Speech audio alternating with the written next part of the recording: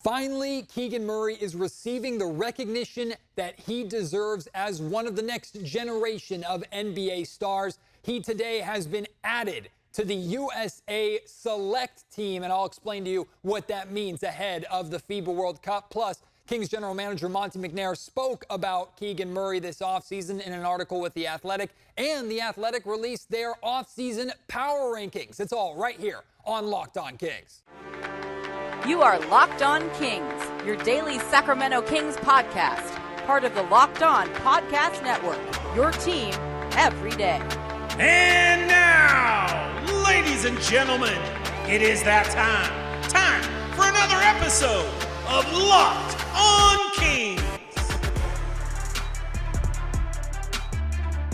Hello and welcome into Locked On Kings, your podcast hub for Sacramento Kings coverage all offseason long. My name is Matt George. I have the privilege of being your host here. I'm a Sacramento sports reporter and producer for ABC 10 News. And even though Keegan Murray was amongst the top of his draft class, of course selected 4th overall in the 2022 NBA draft, compared to some of the other names at the top, the Paolo Bancheros, the Chet Holmgrens, maybe even the Jaden Ivies, Keegan was labeled as a safer pick, labeled as a lower ceiling pick, not as much upside, maybe because his game wasn't as flashy. It was a label that I adamantly pushed against during the draft process before the Kings selected him, and I think it's a label that we can clearly see is not accurate based off of how he performed as a rookie and even how he's performed as early as the California Classic, looking like someone who's capable of being a go-to primary scorer for the Sacramento Kings going forward in his career.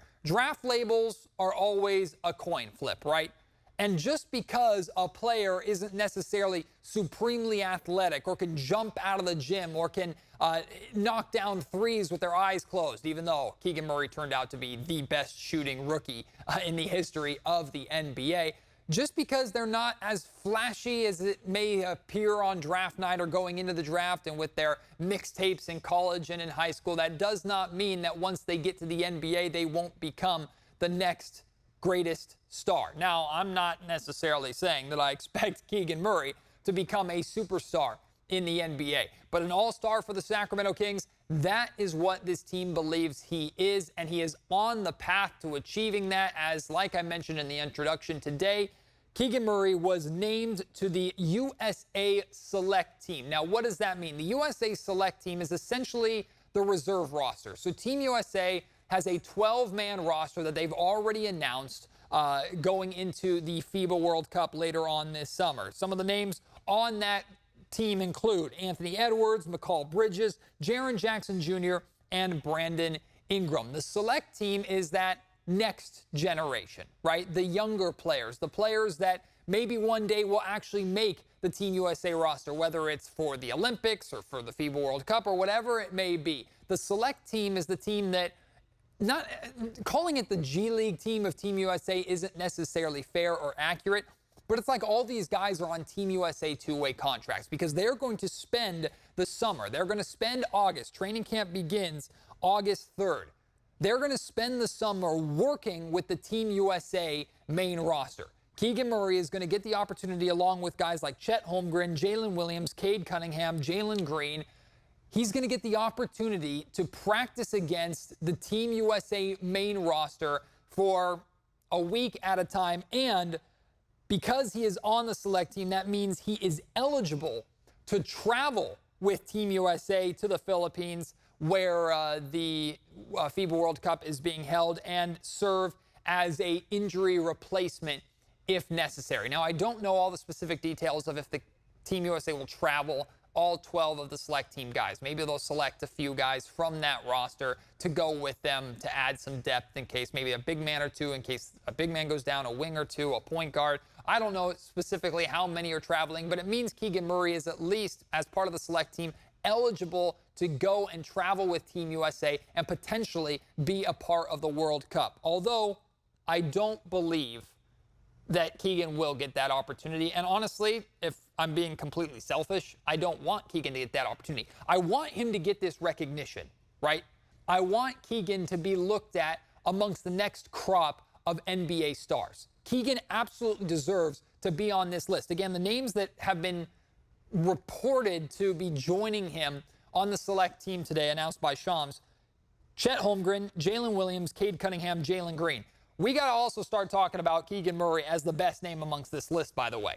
I think a lot of people would say Cade Cunningham, former #1 overall pick, had a phenomenal year with the Detroit Pistons. He's on a bad basketball team, so that might hurt him a little bit. Is Cade Cunningham overall more talented and more of a star than Keegan Murray is? Maybe, probably. I don't know. But my point in bringing that up is Keegan Murray belongs on this list. He belongs and is better than a handful of these players that are going to be named to the select team with him. He belongs here amongst that next crop of NBA stars. He has earned that opportunity, not just with how he's played for the Sacramento Kings last season, and he didn't just get it because he tore up the California Classic a couple of weeks ago. Keegan Murray has worked hard throughout his college career, even before his time at Iowa started. Keegan Murray has grinded and gone through being not like a five-star recruit. Keegan Murray's story was not one of this guy is labeled to be a star from a very young age and gone up through the ranks of AAU and top recruit by all the top universities in college, all the way to being a guaranteed top 5 pick. That was not Keegan Murray's path. Keegan Murray's path was a bit abnormal at times. And yet he absolutely deserves to be here amongst this group. Just because you're on the select team does not mean you're going to actually make the USA main roster or be a part of the USA main roster one day. But it's an appropriate step. It is national public recognition of being amongst the best of the next generation. In the same way that every year we have the Rising Stars Challenge, where sophomore and like rookie and sophomore players, first year and second year players, get an opportunity to play in the Rising Stars game on that all-star stage. This is like that on steroids, or times 10. Getting USA nods as one of the best young players in the country to represent the country. I think that's very significant and very well deserved for Keegan. But like I said, selfishly, I don't want him to play. Like, I want Keegan Murray to get this recognition. I want him to get the praise. He absolutely deserves to be here. I want him to go to this I almost called it a summer camp, this training camp, and learn as much as possible. Be a sponge, right? Learn from these players. And really the names that I mentioned that are on the USA World Cup team, Anthony Edwards, McCall Bridges, Jaren Jackson Jr., Brandon Ingram, it's not like he's working with LeBron James and Steph Curry and maybe the names that you would see if this was the Team USA getting ready to try and win a gold medal with the Olympics. I'm not saying that Ant and McCall Bridges and Jackson Jr. and Brandon Ingram don't deserve to be on Team USA. They're extremely talented players, and Keegan can absolutely learn from them. But it's not like this group is so far in that elite status that Keegan Murray is just kind of there to watch and be a part of it. Like, Keegan is not that far away from being amongst that crop of players. He's really not. Will he ever get to that crop? I don't know. But we're not talking about a colossal drop-off between Anthony Edwards and Keegan Murray. They're not necessarily close, but we're not talking, again, elite superstar Steph Curry status and second-year player with high upside. So Keegan can learn a lot from these guys, but also can consider them his peers in a lot of ways. And look how much Keegan has benefited this offseason from working with De'Aaron Fox, right? The first glimpse we got of the new Keegan Murray, or things that Keegan Murray's been working on, were 29-point and 41-point performances in the California Classic, a new confidence, a new ability to, or new side to his game, creating his own shot, and being that primary facilitator and primary scorer for a team. And you best believe he learned a lot of that and has been working on a lot of that, as he says, every day with De'Aaron Fox here in Sacramento. So if Keegan can learn that much from Fox, what can he learn from working with these top guys and top coaches in the country here during this training camp? I think this is a tremendous opportunity for him, but I do not want him playing. If he does, of course, we'll support him. It would be great to see him. If he somehow finds a way onto the floor, if he's good enough to be named a reserve and to go to the Philippines and maybe get an opportunity to play for the World Cup team, that would be pretty awesome for him. And, of course, we would all support him here in Sacramento. But, again, selfishly, if I had my way, and maybe if the Kings had their way, he would go there, be a part of training camp, learn from the experience, get to make those connections, enjoy that time, help it hone his craft, take what he learns to Kings training camp and be healthy and ready for a Kings season where they look to make an even deeper playoff run and work their way into contention. That is the best case scenario in my opinion, for Keegan Murray. Speaking of Keegan, Monte McNair spoke a lot about Keegan Murray in the long-form conversation and long-form article that Anthony Slater and Sam Amick released for The Athletic. Amazing article. I referenced a little bit on yesterday's podcast. I referenced the very end of the article with Monty talking about the offseason as a whole and what he was trying to accomplish. And there's a lot of different sections of this article. Monty talks about Sasha Vezenkov. Monty talks about the move specifically. Monty talks a lot about Keegan Murray. And I'm not going to share with you all the quotes of Monty talking about Keegan here, but I pulled 3 quotes here that I thought were really interesting from this article. Again, go and check it out on The Athletic. That article is up right now. Here's what one of the things Monty had to say about Keegan. He was viewed as a safe pick. Hey, he was too, because he was 21 at the time. But we truthfully did not view it that way. We were so happy that he did fit a great need for us, but we felt people were sleeping on what he could do, which is crazy because he was number 1 or number 2 in the whole country in scoring. Monte McNair's 100% right.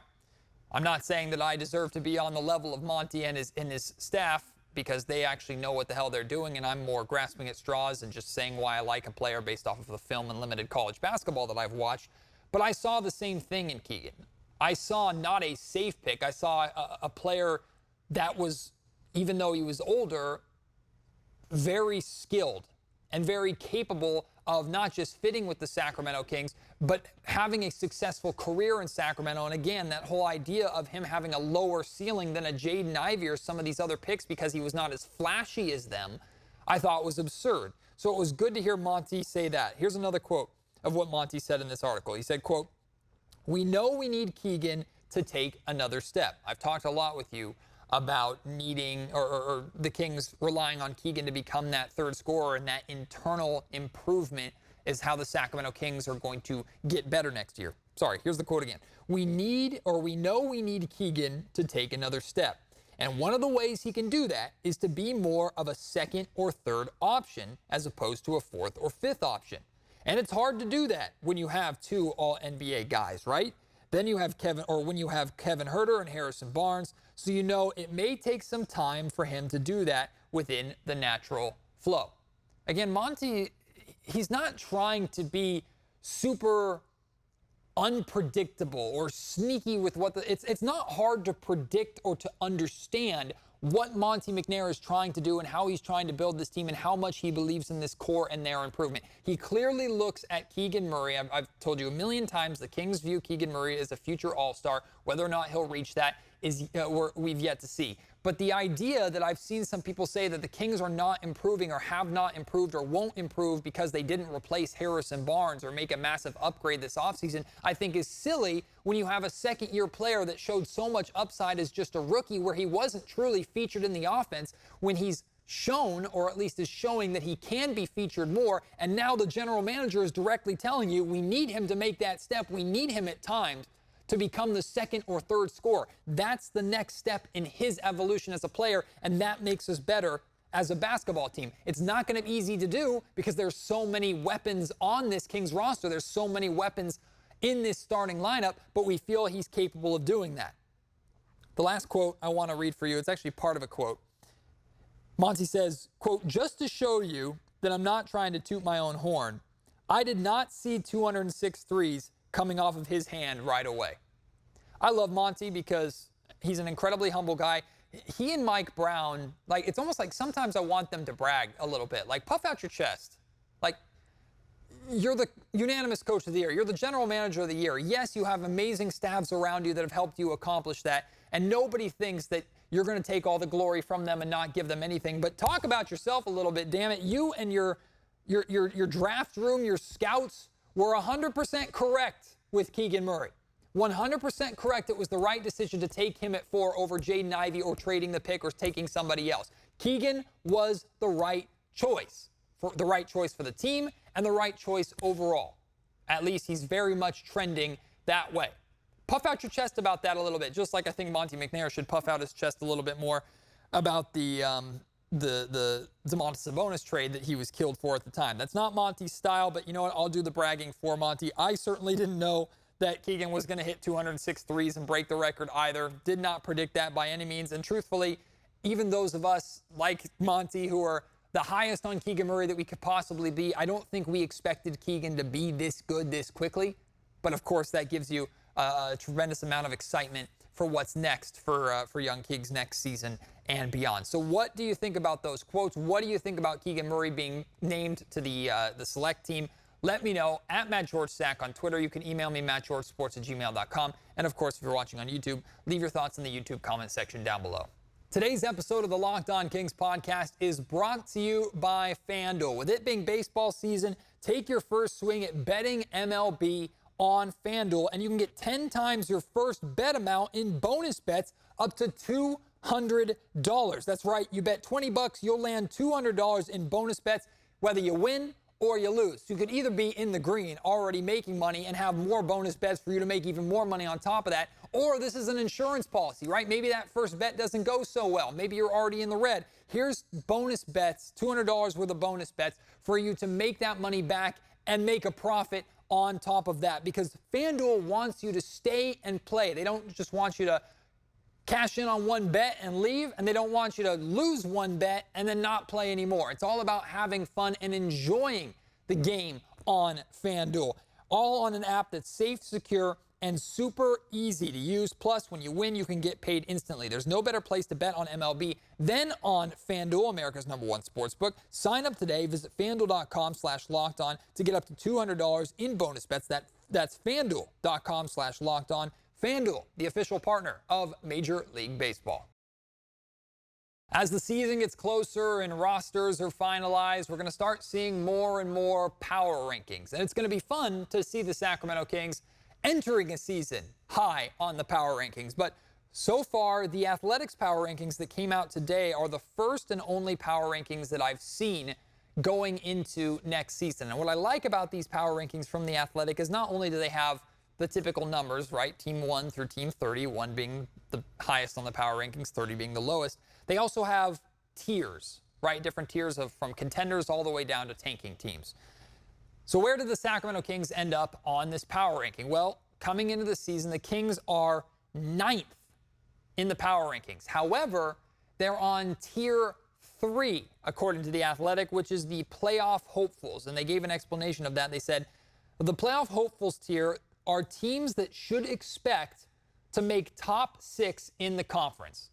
So it's awesome to see, at least at this point in time, and the power rankings don't really mean that much, but it's cool to see the Sacramento Kings in the middle of the offseason heading into training camp as a team that The Athletic, the national narrative, expects to be in the playoff picture. Now, naturally, coming off of a season where you were the 3rd seed, if you're not firmly in the playoff picture, if you drop down to a play-in team or not make the playoffs, that's a pretty significant failure. Knock on wood that there's not any kind of injuries or something to lead into that. So I think this is a fair ranking in terms of putting them in tier 3 as a playoff hopeful team.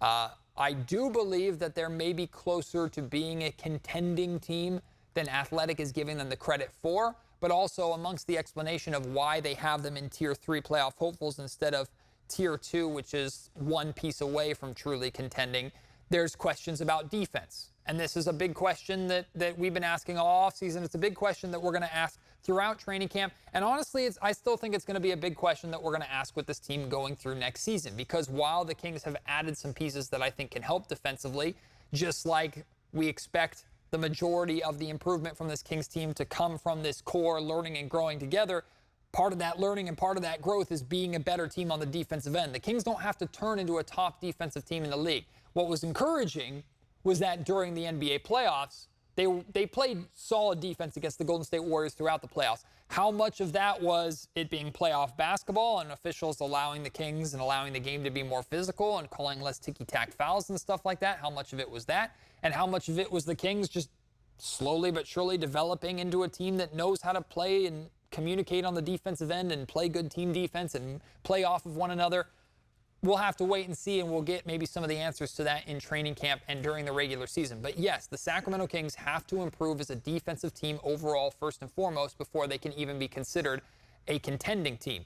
But initially, I saw this, was happy with this ranking, and then I started flipping through, and I was looking at the other teams in the Pacific Division, right? Which, in my opinion, is the best division in basketball. You have the Sacramento Kings, the LA Clippers, the Golden State Warriors, the LA Lakers, the Phoenix Suns. I mean, these are all playoff teams, all teams that are expected to be good. The Golden State Warriors were ranked 8th in the playoff, or in the power rankings, so just one spot ahead of the Sacramento Kings. However, they're ranked in Tier 1, which is championship contenders, which I think is fair. Maybe it's overvaluing the Warriors a little bit, but I think that's from the perspective of this is what the Warriors expect. You're putting them in contenders because the Golden State Warriors are essentially championship or bust at this point. Anything less for them is a failure. Or anything less for them is a disappointment. I won't necessarily call it a failure based upon what happens in the season. And like Giannis Antetokounmpo talked a lot about, not everything is a failure just because you don't win. But the Golden State Warriors being a contending team, being in Tier 1, I have no problem with that, not just because of how talented their roster is, but because of them winning right now. The Phoenix Suns are 4th in the power rankings. They're the number 1 team. They have the highest power ranking in the Pacific Division. No surprise with the roster that they've put together. That's another team that absolutely, with the talent in that lineup, they should be considered a championship threat, a very serious championship threat. We'll have to see when the betting odds come out. I think the Phoenix Suns might be favorited, even though The Athletic, I think, had the Milwaukee Bucks as the number 1 team on the power rankings. I think the Phoenix Suns might end up being the betting favorite to win a championship this year. And they, too, are win a championship or it's a disappointing season at this point in time. So I have no issue with the Lakers, or rather the Warriors and Suns being in that Tier 1. The Lakers are in Tier 2, which is one piece away from truly being a contender. I think you can make a good argument for the Sacramento Kings being in Tier 2. I really do. And maybe that piece is an all-star level Keegan Murray. Maybe that piece is still to come, a big move that the Kings make at this upcoming trade deadline. When I look at the Los Angeles Lakers and I look at the Sacramento Kings, which, by the way, even though the Lakers are in Tier 2, the brink of contention tier, they are 13th on the power rankings. So they're 4 spots lower than the Sacramento Kings. But again, this is the expectations of the organization. The Los Angeles Lakers with LeBron James and Anthony Davis on your roster, that is a team that is expecting to win championships or to make deep runs. But maybe they're not quite there amongst the Golden State Warriors and Phoenix Suns of the world. I agree with that. But I don't think, and the power ranking numbers reflect this, I don't think the Los Angeles Lakers are closer to contending for a championship than the Sacramento Kings are at this point just because they have LeBron James and Anthony Davis. Do those two give them an edge? You're damn right they do. And the Lakers caught fire at the right time, made great moves during the trade deadline or at the trade deadline last year, made a good playoff run. They made excellent moves this offseason, in my opinion. So I like what the Lakers are doing. I don't like that it's the Lakers, but I see what they're doing and I can appreciate what they're doing. I don't think an older LeBron James and an Anthony Davis that still hasn't proven that he can stay consistently healthy, that puts that team closer to title contention. Well, maybe slightly closer to title contention than the Sacramento Kings are. Maybe I'm overvaluing the Kings, which is very possible knowing me, but I just don't feel like the gap between the Kings and Lakers in terms of title contention is that big. I think you could easily put the Lakers in Tier 3, or you could easily put the Kings in Tier 2. Finally, the Los Angeles Clippers are actually ranked higher than the Lakers in the power rankings. They're 11th, 2 spots below the Sacramento Kings. However, they too, with the Kings, are in that Tier 3 playoff hopefuls, which there are so many question marks about the Clippers, their ability to stay healthy, the future of Kawhi Leonard and Paul George. Can that group even work together? Blah, blah, blah, blah, blah. With the amount of question marks with the Clippers, I'm not surprised that they're below the Lakers or they're below the Lakers in terms of tiers, and they're certainly not in the contending tier. Even though when Kawhi Leonard and Paul George were first paired together in Los Angeles, we were considering them to be an absolute title contender. They've fallen off a little bit at this point. But what do you think of these power rankings at this point? What tier would you put the Sacramento Kings in? Do you agree with the other tiers of the Pacific Division teams? Again, you can go to The Athletic right now and check out their full power rankings with explanations for each team and why they're in the position that they're at. Let me know your thoughts on this at MattGeorgeSack on Twitter. Email me, mattgeorgesports@gmail.com. Leave your thoughts in the YouTube comment section down below. I think the Kings being 9th overall in the power rankings is a really good spot for them in the top third of the league. I wouldn't expect more at this point in time. I think there is a good argument for 8 other teams above them. I actually was honestly expecting the Kings to be 10th or lower, if I'm being honest with you. I'm glad they're in 9th. I think The Athletic did a good job with putting the Kings in 9th. What number would you put the Kings? Again, let me know at MattGeorgeSack on Twitter. I've referenced a lot of The Athletic today. I'm going to end with more Athletic. I'm excited. As of right now, it is expected that on Saturday, Sam Amick of The Athletic, who was partially responsible, along with Anthony Slater, for that article and that conversation with Kings general manager Monte McNair, Sam will be joining me, or is expected to join me, on Locked On Kings. I'm really looking forward to chatting with him about this offseason, kind of the murmurs and rumblings around the league about what the Sacramento Kings have done. I'm really excited to ask him about the decision to bring back Harrison Barnes and how, like, financially, how much of that went into play, like Harrison, the money that he got versus the money that, like, Kyle Kuzma or Jeremy Grant got, and how that matters in that situation. If there are any questions or anything you want to know specifically from Sam, let me know, because I really enjoy talking to Sam. Hopefully we're able to work this out again. The expectation is that he will join me on Saturday's episode of Locked On Kings. So I hope it works out. I hope it comes through. If for some reason that falls through, then we'll get him on a later episode. But that's the plan right now, this Saturday, to have Sam Amick on the Locked On Kings podcast. Day by day, brick by brick, we're making it through this offseason. At least now we'll have a little bit to pay attention to in early August with this Team USA training camp. Not that I'm going to go there, not that we're going to get much footage out of that, but I'm excited Keegan Murray's there. He absolutely belongs there. I'm excited to see what he can learn and what he can take away from that experience. And then we'll get through August, which is the worst month of the year when it comes to NBA stuff. But hey, at least football is kind of getting started with that too, to kind of carry us through. But we'll get you through here on the Locked On Kings podcast. We'll make it through together. I appreciate your support. Also, the amount of you that have reached out to me sharing your love for Lord of the Rings based off of yesterday's podcast. And if you don't know why I'm talking about Lord of the Rings, go and check out yesterday's pod. Those of you who have reached out, really appreciate you. You're incredible too. Locked On put out a list. I think it's 6 NBA channels now that are over 10,000 subscribers, which is amazing. Locked On has only really been doing YouTube stuff for 2 years. Locked On Kings has been on YouTube for a little over 2 years.